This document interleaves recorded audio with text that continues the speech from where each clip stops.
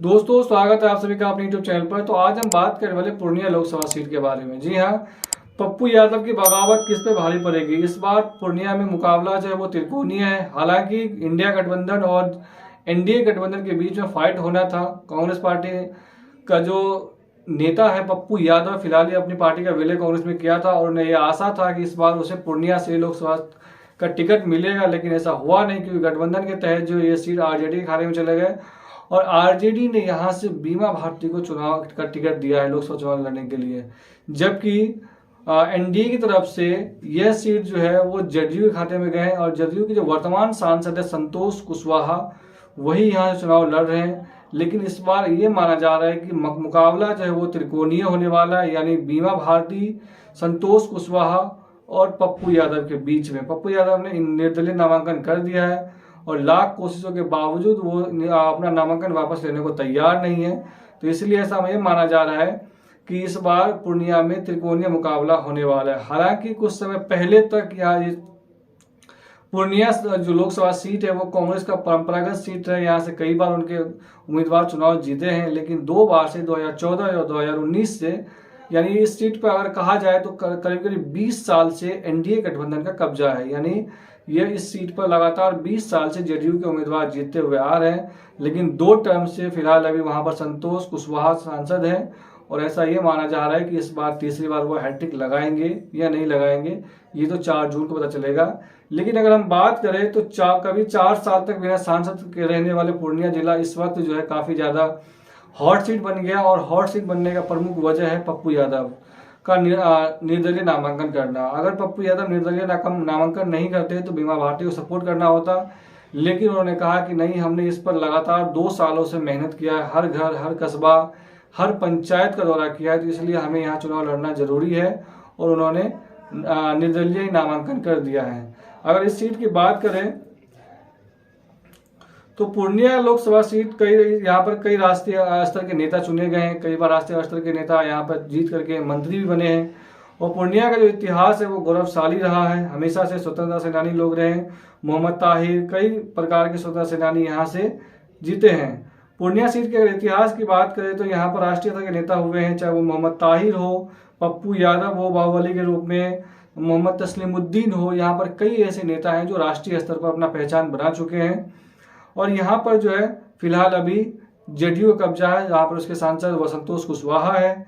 और पूर्णिया लोकसभा सीट के इतिहास की जातिगत समीकरण की अगर हम बात करें पूर्णिया लोकसभा सीट की, तो यहाँ पर कुल 18,90,507 मतदाता है, जिसमें 9,74,762 पुरुष मतदाता है, जबकि 9,15,762 महिला मतदाता है। और उसके बाद अगर हम बात करें जातिगत समीकरण की, तो यहाँ पर सबसे ज्यादा संख्या में करीब 4,30,000 मुस्लिम वोटर्स हैं।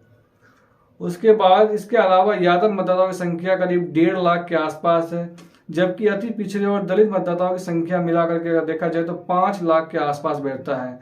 और राजपूत मतदाता भी 1.25 लाख है और ब्राह्मण मतदाता भी लगभग 1.25 लाख है। यानी राजपूत और ब्राह्मण मतदाता का हमेशा से झुकाव रहा है बीजेपी की तरफ और राजपूत और ब्राह्मण मतदाता जो है वो बीजेपी का परंपरागत वोटर रहा है। बात करते हैं मुस्लिम और यादव और अति पिछड़ा जाति का, तो मुस्लिम बहुल सीट माना जा रहा है क्योंकि यहाँ पर 4.5 लाख की आबादी मुस्लिम की है और उसके बाद 1.5 लाख करीब यादव वोटर्स हैं। तो ऐसा ये माना जा रहा है कि यादव वोटर्स जो है वो पप्पू यादव का साथ दे सकते हैं, साथ ही साथ मुस्लिम वोटर जो है वो एक मुश्त पप्पू यादव को मिल सकते हैं। अब रही ओबीसी वोटर्स की, अति पिछड़ा जाति वोटर्स की, चूंकि बीमा भारती और संतोष कुशवाहा जो है वो पिछड़ी जाति से आते हैं, इस वजह से ऐसा ये माना जा रहा है कि पिछड़ी जाति का जो वोट है वो इस बार बढ़ जाएंगे। संतोष कुशवाहा भी पिछड़ी जाति से आते हैं, बीमा भारती भी पिछड़ी जाति से आती है, लेकिन पप्पू यादव जो वो यादव बिरादरी से आते हैं।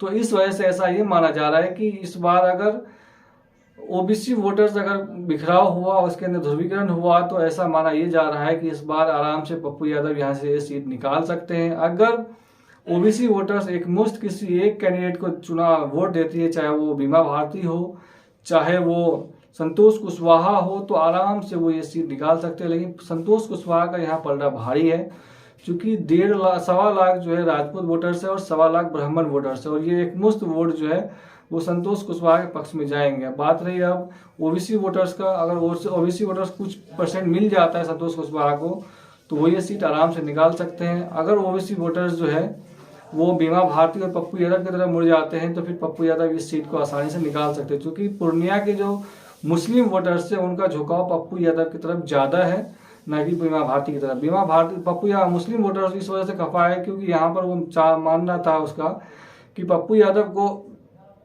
पूर्णिया लोकसभा सीट से चुनाव लड़ना चाहिए, आरजेडी को उन्हें साथ देना चाहिए था, लेकिन उन्होंने नहीं दिया, अपना कैंडिडेट खड़ा कर दिया। इसके वजह से पूर्णिया का जो लोकसभा सीट के अंदर जो मुस्लिम मतदाता है उनका पूरा झुकाव पप्पू यादव की तरफ है। तो इस वजह से ऐसा माना जा रहा है कि पप्पू यादव को यादव और ओबीसी वोट अगर थोड़ा बहुत मिल जाता है अच्छी तरीके से तो पप्पू यादव यहाँ से निर्दलीय चुनाव जीत सकते हैं, नहीं तो संतोष कुशवाहा का पलड़ा भारी लग रहा है। अगर मेन मुकाबला देखा जाए तो संतोष कुशवाहा बनाम पप्पू यादव के बीच में बीमा भारती कहीं नजर नहीं आ रही, क्योंकि बीमा भारती को मुस्लिम वोट यहाँ पर मिलने वाले हैं नहीं। आपको क्या लगता है इन तीनों में कौन जीत हासिल कर सकता है, संतोष कुशवाहा, बीमा भारती या पप्पू यादव? आप हमें कमेंट बता सकते हैं। चैनल पर नए हैं तो प्लीज़ चैनल को लाइक, शेयर और सब्सक्राइब कर दें। धन्यवाद।